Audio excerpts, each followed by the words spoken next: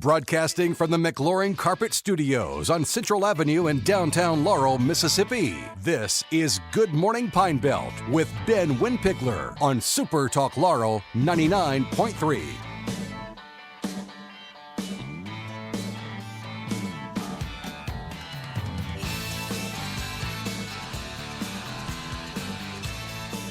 All right, good morning, Pine Belt. We are back here on a Wednesday morning, coming to you live, as we always do, from the McLaurin Carpet Studio here in beautiful, historic downtown Laurel.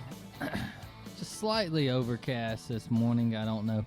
I haven't checked the forecast to see if there's any rain or anything, but I can assure you it's going to be hot, so just be ready for that. It's going to be hot for the rest of the week. We got a great show lined up for you today, but before I bring in our first guest, I do want to mention that this segment of Good Morning Pine Belt is brought to you by our friends over at Bank First for all of your banking needs. Anything that you might need. They even do ag loans now. Really anything that you might need in the banking world, you can go check out Bank First today. They'll get you taken care of. There's one just down the block here, and they'll get you taken care of whatever you may need. All right.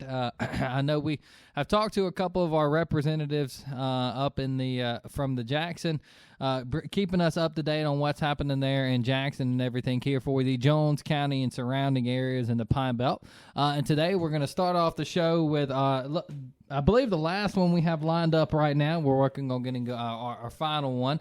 But today we have Mr. Juan Barnett. He is one of our senators here in the from the Jones-Jasper County area. And Mr. Juan, thanks for joining us this morning. Oh, just great to be here this morning. Absolutely. All right. Well, Mr. Juan, first of all, I want to, again, thank you for being in. But, I'm sure, several people know during the part of the session this year, you had just a small health episode and everything. You kind of come back from that. How are you doing? I'm doing fine. I'm getting better. Of course, you can probably hear my voice there.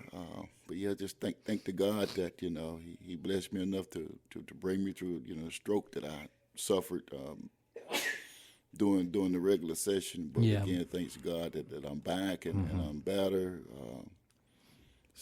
Well, good. I know that one thing that I tell people all the time, I was like, look, if you can count on Mr. Juan for anything, it's that he's going to get stuff done and work really hard to do it. So I can imagine during that time you were recovering, it's probably pretty hard for you to not be there, wasn't it? It was. Absolutely. All right. Well, Mr. Juan, I know you were there for parts of it and portions of it and everything, and you were there towards the end and right towards the beginning, everything. You just kind of missed that middle part. But one thing that I have asked of our the past couple of representatives and senators that have been in and everything is, if you can, give me just kind of in a nutshell, maybe first of all, a couple of things, or as many as you want to list, things that you were happy that you saw made it through, that you were really pleased that made it through, maybe some bills that you put through yourself and everything that you were like, hey, we got this through and I'm really pumped about it. Okay, well, can't remember all. Right. I know there's lots, yeah. But the one thing that I'm super proud about is the tourism tax bill. Yes. For Laurel and Jones County. Yeah. Normally when we do local and privates like that on tourism and tax bills and things like that, it's normally in 4-year increments. Mm-hmm. But because of the city of Laurel, the work that the mayor is doing and all the other leaders in Jones County and the things that they're doing, and people can see it. Mm-hmm. It's not nothing that they hear, but they can see it every day. And, we did that now for 10 years. Yeah. And I think that's the first time in the history of Mississippi that they did a local and private, especially on tourism or tax, a tax situation where it went longer than 4 years, and to do it for 10 years is historic. And I think Laurel and Jones County should all applaud themselves for the efforts that they put into this to make something like this happen. Yeah. And for people who don't really understand what it does, is that it's just only a tax on like Airbnbs and hotels. Yeah. Nothing on the food industry or anything like that. Right. And so what's basically happened is that, with the influx of tourism and things like that going on here in Jones County, those are the monies that's been used to, for this bill. So it's no tax or anything on the local community. Yeah. And I think that's what a lot of people don't understand, and they get scared when they hear taxes. And of course I do also. Yeah. But it's not a tax on anyone that lives in Jones County or the city of Laurel. It's only for people who are coming in to stay and to visit Jones County. And the more people come in and stay and visit Jones County and the city of Laurel, the better it gets. I mean, just look around. It's always something going on. So I'm proud to be able to get that across the finish line. Even though I wasn't there, I had presented it early enough. And those who was there, really saw the need to and made sure also, on my behalf and the city of Laurel and everyone else that it did happen. So I'm extremely happy about that. Well, I'll tell you, I'm actually a member of the tourism committee. The mayor was gracious enough to appoint me several years ago, and I've been helping with that. And when we saw that we were getting 10 years, we were like, oh my gosh, this is incredible, because we really do work hard, and I'm glad you brought that up. So as a member of that committee, I greatly appreciate that, because that makes our job easier.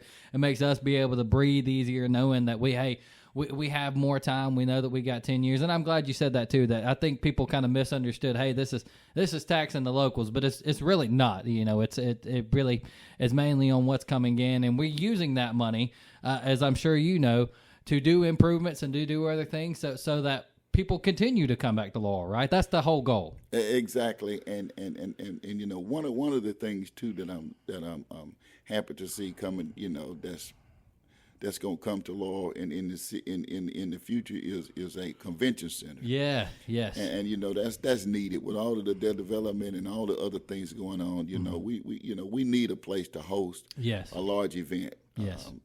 So I'm glad that that's part of it. Yeah. Part of it also. So. I'm very excited for that as well. Well, on the opposite end of the spectrum, maybe a few things, or one thing in particular that you were like, man, I really thought this would make it through, or I'm kind of disappointed, and I'm pretty disappointed that it didn't. Well, the one thing that I'm disappointed that did not happen is the PBM bill that we've been working on, and that's dealing with our local pharmacies. Mm-hmm. And I'm a big supporter of locals investing in their communities. Right. And I think we should all be supportive when locals invest their own money to make our community better. Yeah. And it's a struggle right now. Yeah. And the fact that didn't happen, and for those who may not know what it is, it's about pharmacies. And like I said, you take Wells Pharmacy or Wallace, and those kind of people. We need those services in Laurel, Mississippi, and I choose to use local pharmacies over the big chain pharmacies. It's because the experience there is a whole lot different, a whole lot better, and I could just even reflect back when I was the mayor of Heidelberg. Mm-hmm. And when we lost Fred's pharmacy there, we haven't had a pharmacy in Heidelberg, gosh almighty, 15, 16 years or better. So the closest one's going to be The closest one is going to be in Laurel. Yeah. And, people are already struggling, just to buy bread or milk or anything else. And then you put 50 miles round trip just to be able to buy medicine. And with the cost of medicine, that's a big deal. And when you talk to people like a Wells or Wallace about locating in Heidelberg, that's the one thing they tell you is that, hey, I can't do it based on all of the things that we're faced with. Mm-hmm. And so this piece of legislation, had it passed, would have definitely helped to bring those smaller type pharmacy into those communities, like pharmacy deserts. Yeah. And Heidelberg is definitely a pharmacy desert. So, that's one thing that I wish that we could get passed in the legislature. I feel like that one overall, because we talked to Mr. Donnie about it as well, and then Mr. Don touched on it too. I feel like that's a pretty bipartisan across the board. Everybody's pretty much on the same page about that one, except I guess obviously for a few people. Yeah, for the most part, I think we all are, because that's something that we can all identify with. And like I said, 50 miles is just it's a long way to have to buy medicine, and we had that problem in Heidelberg for several years also without even having a grocery store there. And now we have one there, and the locals, understand the importance of having something local, even if it costs 10 cents more, right, is well worth the 10 cents versus the 50 miles round trip. You're absolutely right. Well, Senator Barnett, we always appreciate you coming in and glad to see that you're doing so well. One thing that, and as we're out of time here, one thing that I love about all of our Jones County representatives up there in Jackson is y'all work, no matter party, partisan, whatever, y'all work so well together, and you're all on the same page to do what's best for our area. So on behalf of one of the people in this area, I can't tell you how much we appreciate that. Well, thank you. And it's not about us. It's about the people. Y'all do a great job of that. So we'll talk to you again soon, but thank you again for coming in. Yes, sir. All right. When we come back, we're going to continue talking with some high school football. Stick around. Good Morning Pine Belt. We'll be right back.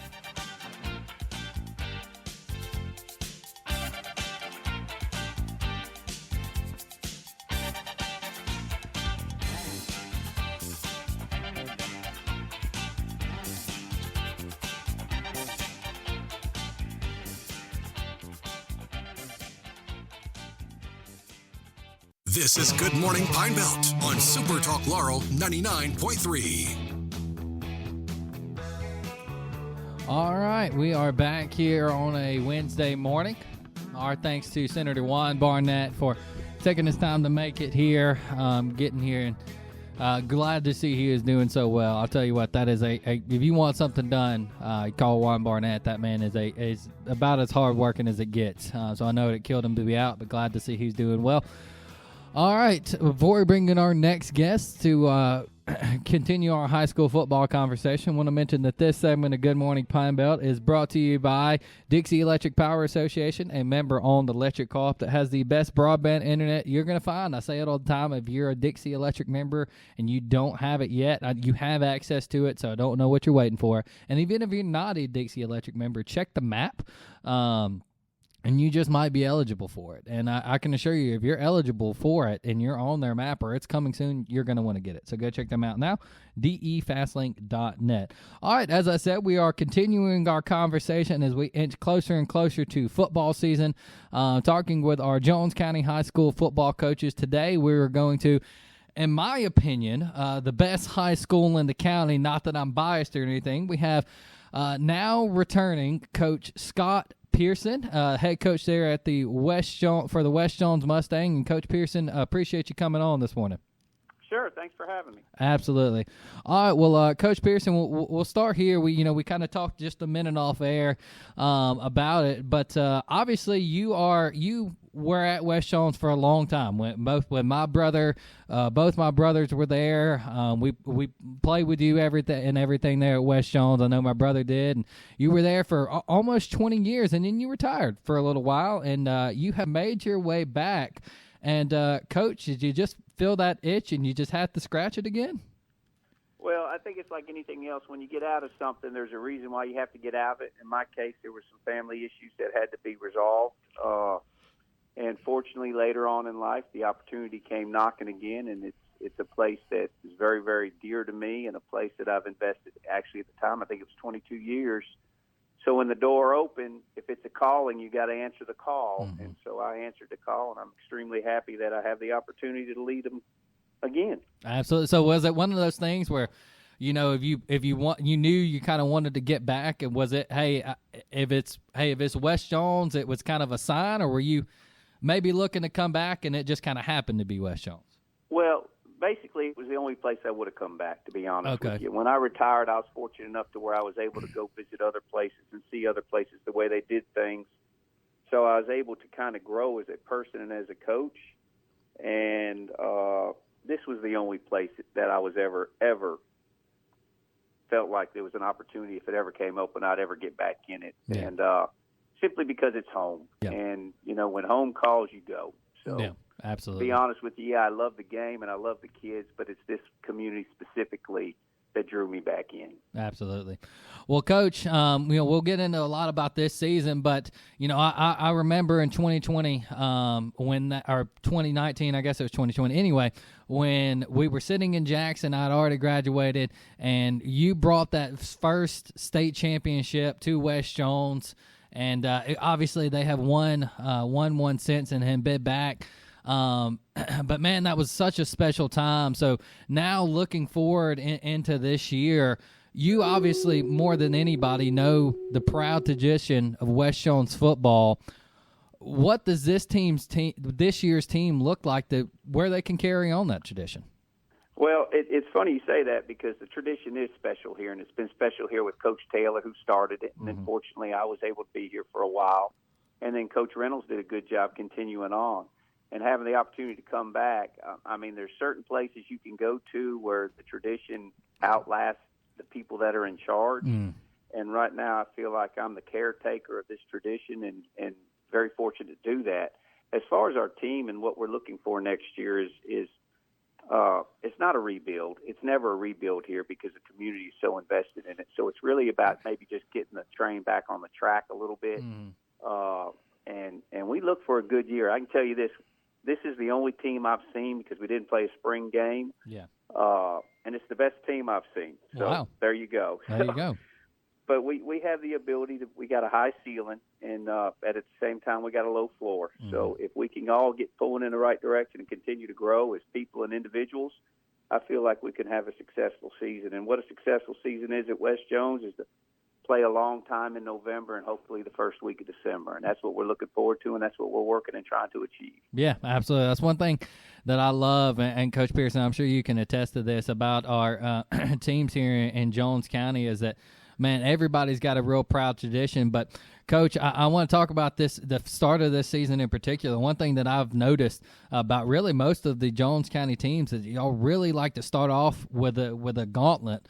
You're going to Laurel, between the bricks, then to the Jungle, then the North Pike. You start out with 3 road games in a row, and Coach, that can't be easy. No, but I'll tell you this, having the opportunity to play the 3 Jones County schools right out of the gate is awesome. Yeah. Number one, your kids are attentive all summer as far as paying attention and attendance and doing what they need to be doing to get better because they know right out of the gate we're fixing to play. Yeah. Second thing is the attendance at every Jones County school, whether it's Northeast Jones, South Jones, West Jones, or Laurel. It's unbelievable as far as the atmosphere. And our kids look forward. It's like anything else. When you go out there and there's 5,000 or 6,000 people there, it's not hard to get your kids motivated to play hard. So that environment is conducive to high quality football, and that's something we all enjoy. And I'm going to say this, and it's probably not something I ought to say, but I'd much rather play teams that are good and teams that have fans that follow and where it matters, as opposed to a program that's probably struggling a little bit. Yeah. It doesn't have a good fan base because it's hard to get your kids motivated to play in those games. So we're very, very fortunate that in Jones County football matters. Absolutely. You're right. I think we had Coach Harrington on yesterday, and he said it very well. Friday nights are special across the board, really, in Mississippi, but there's something different about Friday nights in Jones County, man. We just live and breathe it. And you talk about going into a place that has a following. Man, y'all are going between the bricks first. That is, no matter the quality or overall quality of the team they had last year, between the bricks is never an easy place to play. No, and it's a fun place to play, too, to be honest with you. The sound and the acoustics and everything being down there, and obviously it's one of the oldest stadiums in Mississippi, so that's a place I enjoy going to. Now, there's been plenty of times we've come out on the good side and on the other side, but as far as an atmosphere and the bowl shape and down in there, it's awesome. And only being, 4 or 5 miles down the road even makes it better. Yeah, absolutely. All right, well, Coach, let's talk about your team specifically. I know you mentioned y'all have a very good team. You're very excited about it. Maybe for people who don't know or follow West Jones quite as well, maybe give us, and I know it's hard sometimes for coaches to pick out, but maybe give us a few names that people can watch out for this year because, like I said, obviously West Jones has had such a proud tradition. So I know there's some people who are like, hey, keep an eye out for this guy. Well, I think offensively it all starts with our quarterback who, when I was here and I retired, he was in the 8th grade, started in the slot for us. So that tells you what type of athlete he was. Yeah. and then he was moved to quarterback, and we knew he was going to be the quarterback eventually. Yeah. And when Alan Follis graduated, then his brother graduated, he moved to quarterback. So Tootie Lindsay's the trigger man for us, and I don't care whatever level you play, whether it's professional ball or high school ball or college ball. If you don't have a trigger man, you can't be successful anymore, especially with the spread. So we're very fortunate that he's one of those guys. And then in our running back, we got E.J. Jones, who is the brother of Elijah Jones down at Gulf Coast. And I think Elijah's in the top 3 running backs in the nation coming out of junior college. And to be honest with you, I coached Elijah, and now I'm coaching E.J., and I would venture to tell you E.J.'s got more upside than Elijah. Wow, that's saying something. Yeah, and he's only going into the 10th grade, and he's 6 foot, 205 pounds, and he runs. So we're excited about him. He's still a young guy, but we think he's going to grow, and we feel like he's going to be special running the ball.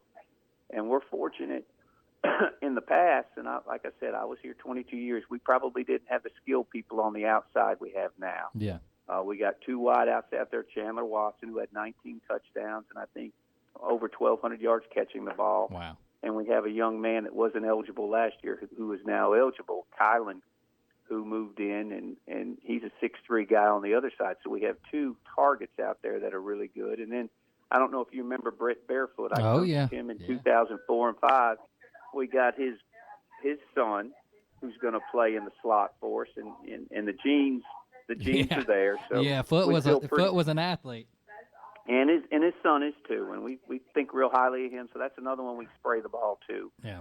So, and we got Brandon Powell out there too. So we feel comfortable about all our skill guys, O-line wise. I think, we got 3 coming back, so we got to find 2 up there. But we feel like we have the ability to put points on the board. Now, defensively last year they struggled. Yep. And that's something we've addressed, and hopefully, it's a work in progress, but I feel like we will be better over there. But I think early on we might be a little bit behind what I would consider a typical West Jones defense, and that gives us a little concern. But if we continue to grow, I think we'll be okay. And Sawyer Shouse is on the D-line for us, and we think real highly of him. And then the rest of them are to be determined, to be honest with you. Yeah. So that's our main focus, is finding a way to be a little bit more assertive and a little bit more physical on the defensive side of the ball. There you go.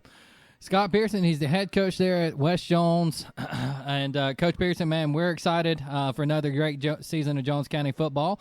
I know we will be there between the bricks calling that game. I'm really excited for that. So I'm sure we'll be talking to you again real soon, and best of luck to you this season, Coach. Thank you. I appreciate that. Y'all have a great day. Yes, sir. All right. Love high school football season around here. It's going to be a great year for sure. Hey, when we come back, we're going to be talking about an event that's coming up soon here in the community. Stick around. Good Morning Pine Belt. We'll be right back.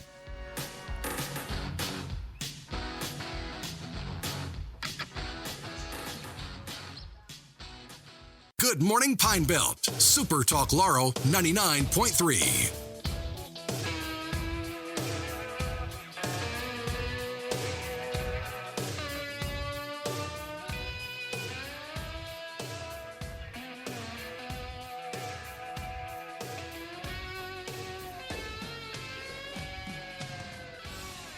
All right, good morning, Pine Belt. We are back here on this Wednesday morning. The sun is popping out, and it's going to stay for the rest of the day. So it's going to be hot. I know I've said it before. Keep an eye out on yourself. First of all, drink plenty of water.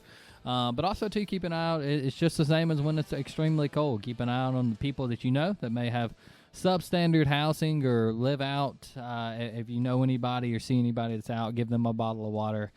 Keep an eye on your pets, keep an eye on your plants, because it's just going to be hot and it's dangerous when it's this hot. It's going to be triple digits probably for the next few weeks. So keep an eye on that as we go throughout this hot weather. Hey, before I bring in our next guest, I want to mention that this segment of Good Morning Pine Belt is brought to you by our friends over at Community Bank, local bankers, local decisions. And with all the name change, merger, all this and that, Community Bank has stayed just that, a community-focused bank that is right here, headquartered here in the Pine Belt area, and they will always get you taken care of at Community Bank, communitybank.net.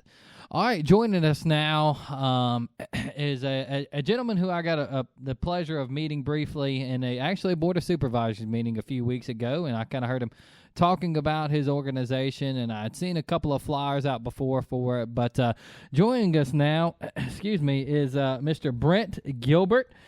He is with the organization called Beautifully Mended, a fairly newer organization here in the Pie Belt. And Mr. Brent, thanks for joining us this morning. Hey, thank you for having me this morning. It's Absolutely. All right, well, Mr. Brent, I know we were talking off air about it. And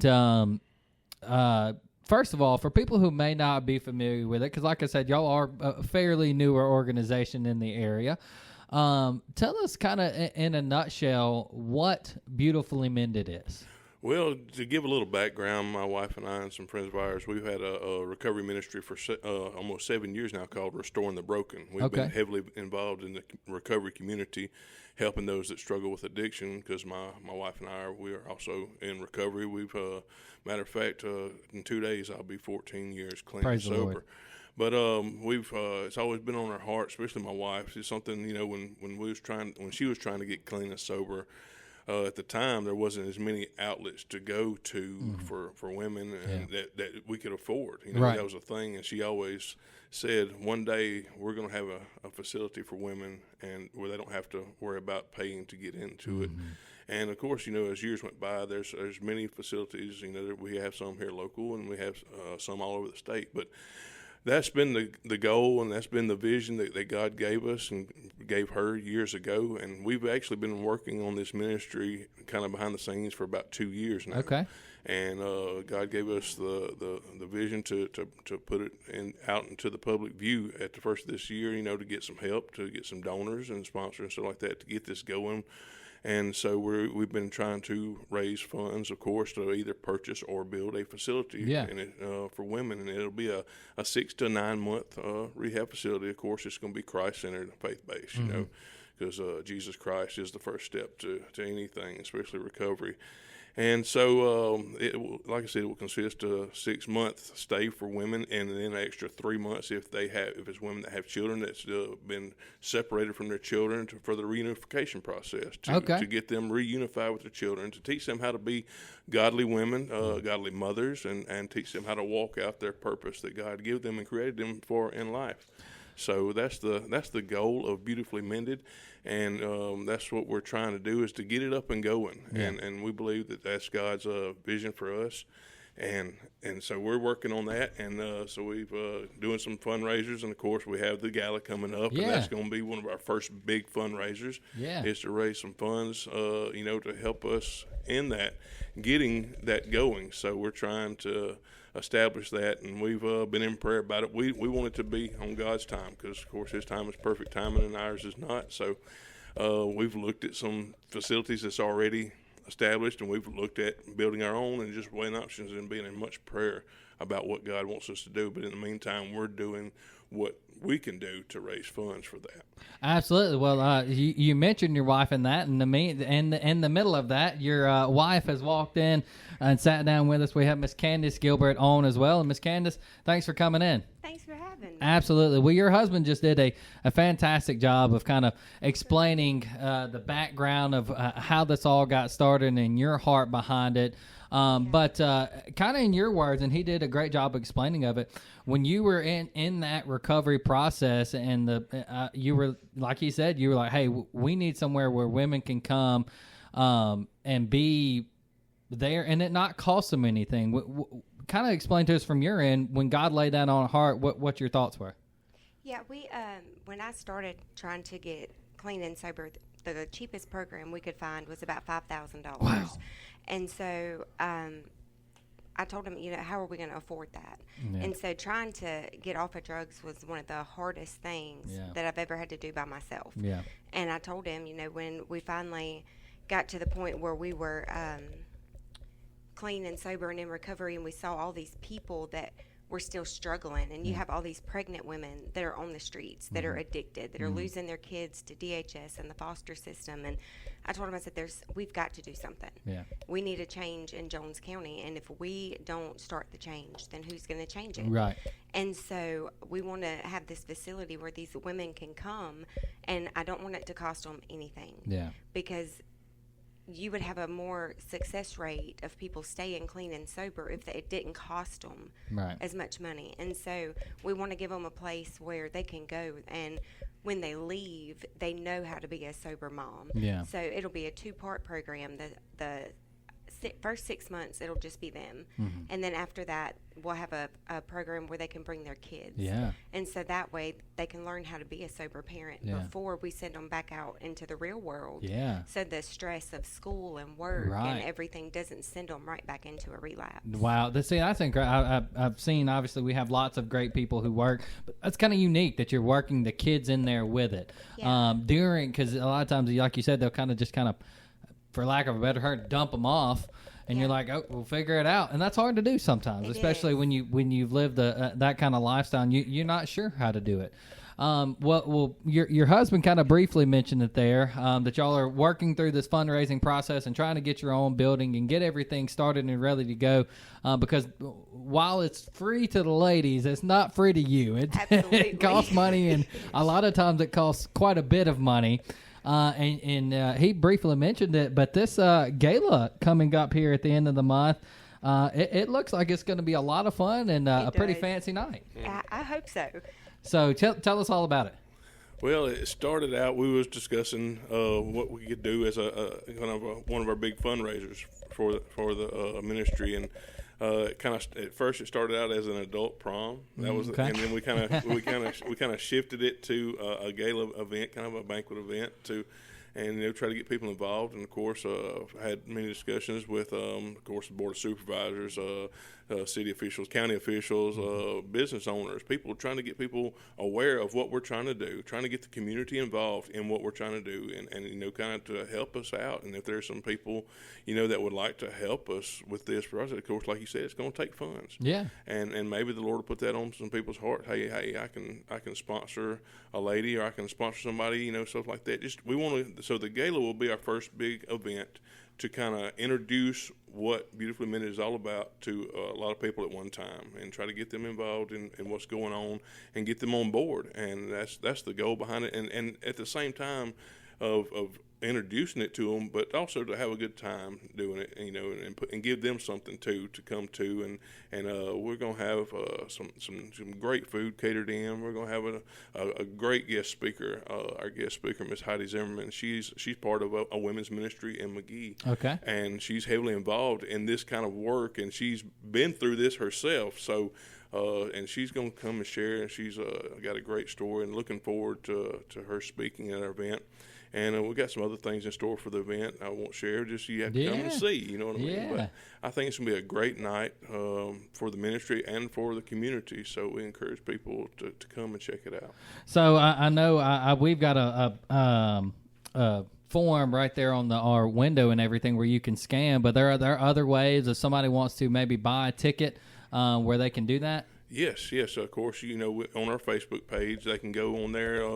They can purchase a ticket through Venmo or Cash App. That's the only thing that we have set up right now, or they can pay by check or cash. Of course, they can contact us, and we can get up with them and get them on the list. They're the RSVP list. And at first, the deadline was August 1st, but of course, that's like in 2 days. Yeah, they're coming up. But we've had a great response. But we're still giving people some time to. So we extended it to the 14th as the deadline for ticket purchases. Okay. So if you see a flyer out and about, because they're all over downtown, stuff like that it says August 1st deadline for ticket purchase. We've extended that to the 14th. But that's going to have to be the hard deadline. Because you got to know how much food. Yeah, we got to know how much food and everything to prepare. But we encourage people to come and come and be a part of it and see what we're trying to do and what God's trying to do in our community to help women. We're thankful for other ministries that do the similar kind of work and the same kind of work, but we're heavily outnumbered. Yeah. If you look at the statistics, we're heavily outnumbered. There's a lot addicts out there, period, not just women, but men too. But that's the vision that God has given us, and of course given my wife to do is to help ladies. Myself, I stay busy pastoring the church, and I told her, I said, I'll help you any way I can. And but this is going to be kind of your deal, but I will be glad to help any way I can because that's what it's all about. It's just pointing people to Jesus Christ and pointing them to why they were created. And they weren't created to stay in addiction. They weren't created to stay in the streets. They weren't created to be separated from their children. Yeah. And so we just want to point them back to the Creator and what He has for their life. Amen. Well, look, I can't tell you how much we appreciate y'all coming on. I know we talked off air. Obviously, this is a great way. Y'all are also working to try to get businesses to work with you regularly. Yes. And if they reach out to you about this event, I'm sure they can talk to you about that as well. Exactly, yes. Well, look, I thank y'all again for coming on. The ministries like this are really what's making a difference in our area. So we can't tell you how much we appreciate you coming on. I'm sure we'll talk to you again real soon.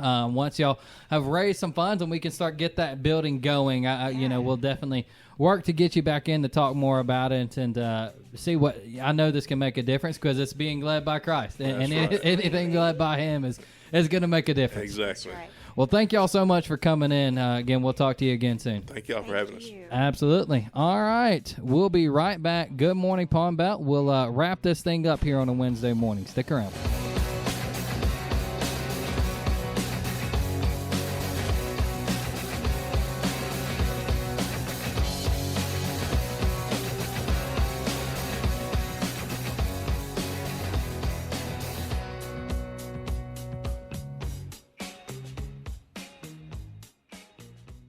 You're tuned in to Good Morning Pine Belt on SuperTalk Laurel 99.3.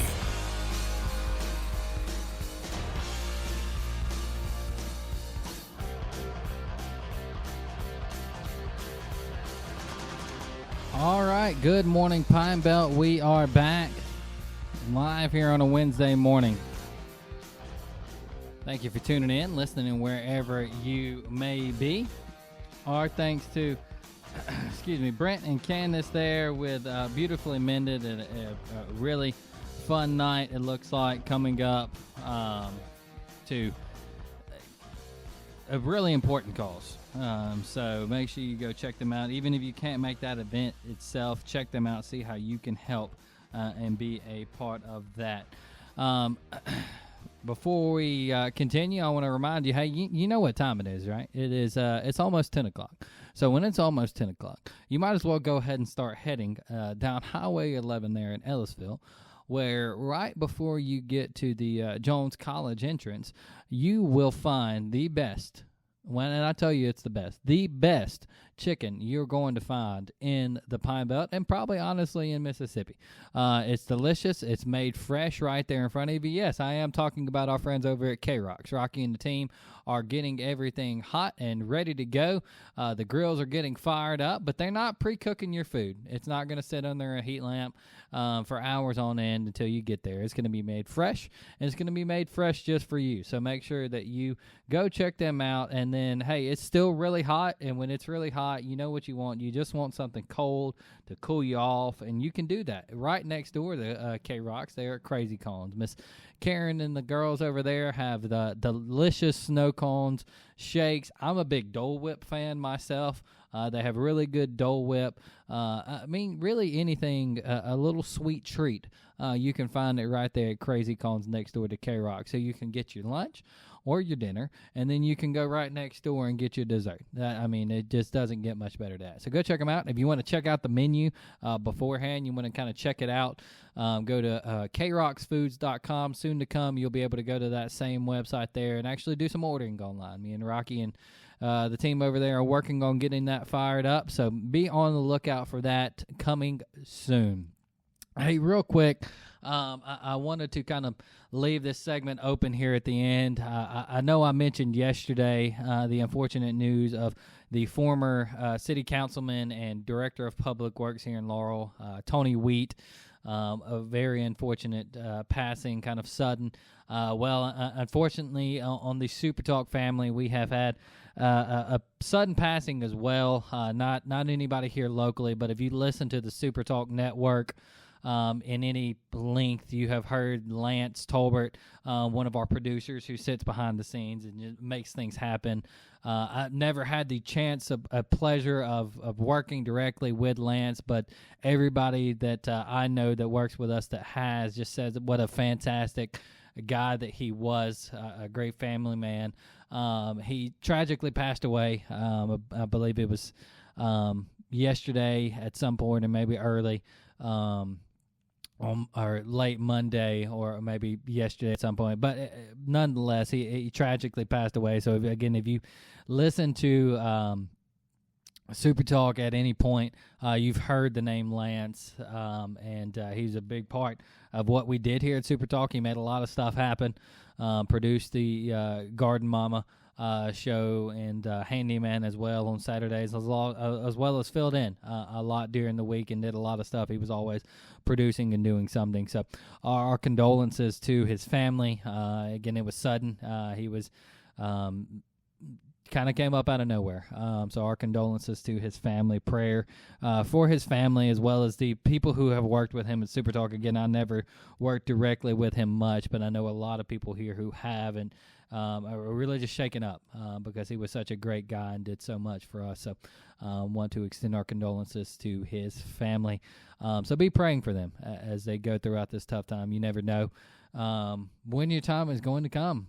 It just goes to show you, man, that if you don't know Christ, if you don't have a relationship with Christ, man, I'm telling you, there's no better time than now. There's no better time than right now to figure that out, because you never know. I'm sure Lance never woke up, or even Mr. Tony never woke up and thought, hey, today's the day. You never know. You never do. But the Lord knows, and he has that numbered specifically for you. And knows exactly when that time is, and you want to have that relationship with him, so that when that time does come, that you are not eternally separated from him. So make sure you get that straight. Make sure you, again, if you need to pull off on the side of the road right now and do that, then do that. So again, it's just something that kind of laid on my heart this morning when I saw yesterday that Lance had passed. You just never know. So make sure you get that straight and you get that figured out, because you can't figure it out yourself. You need the Lord to do it for you. As we talked with Brent and Candace earlier, if he is in it, then he will do it, and it will be done to fruition. So, hey, look, that does it for Good Morning Pine Belt this week. We appreciate you tuning in. Again, if you missed any shows, or if you missed any segments that you want to go back and listen to, or if you just want to catch up on what's happening here in the community, you can go back to our Super Talk Laurel YouTube page and do just that. Thank you again for tuning in and listening. We always appreciate it. Stay hydrated as it gets hot, and check on your people. Again, appreciate you tuning in. We'll talk to you again next week. But until then, and as always, keep your dial right here on Super Talk Laurel 99.3.